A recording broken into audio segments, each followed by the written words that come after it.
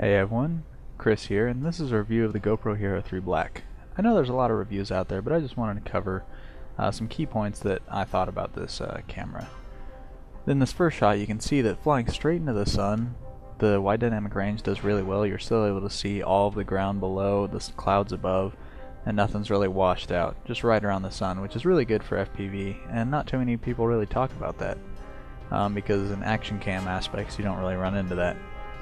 But in regards to action cam settings, using this for its slow motion features works really well.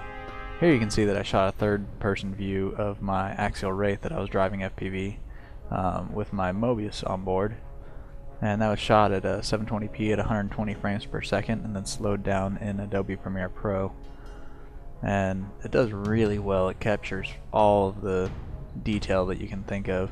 Here I was actually flying live from the camera using a video out cable that I make, and you can see that it works really well to line up the shots. You can get everything square in frame, and it gives a really nice picture.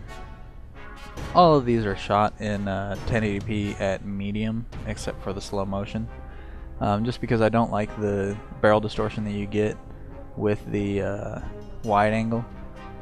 So you can see that everything's pretty clear. I mean, it's no real distortion going on. The valley that you're looking at is actually bowed like that. And then the last thing is you don't always have to use this for taking video. Here I actually set the camera up to do still pictures 2 every second to try and get my Christmas picture. Since we had a kid and 2 dogs that we were trying to get lined up for the picture, it was very difficult to get them all to look at the camera at the same time.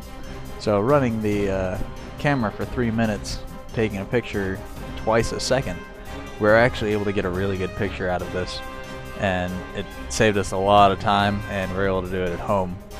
Once we were done, we just did a little touch-up work with Photoshop, and it was sent off to be our Christmas card. So the camera has a lot more capabilities than a standard action camera, because you can do things like this, and there's a lot of additional features that you can really use on the camera that not too many people touch. But check it out at FPVstyle. They actually have one right now for $2.99 with none of the other accessories that you really need for FPV, and it's just the camera and a few parts. Check back soon for another review.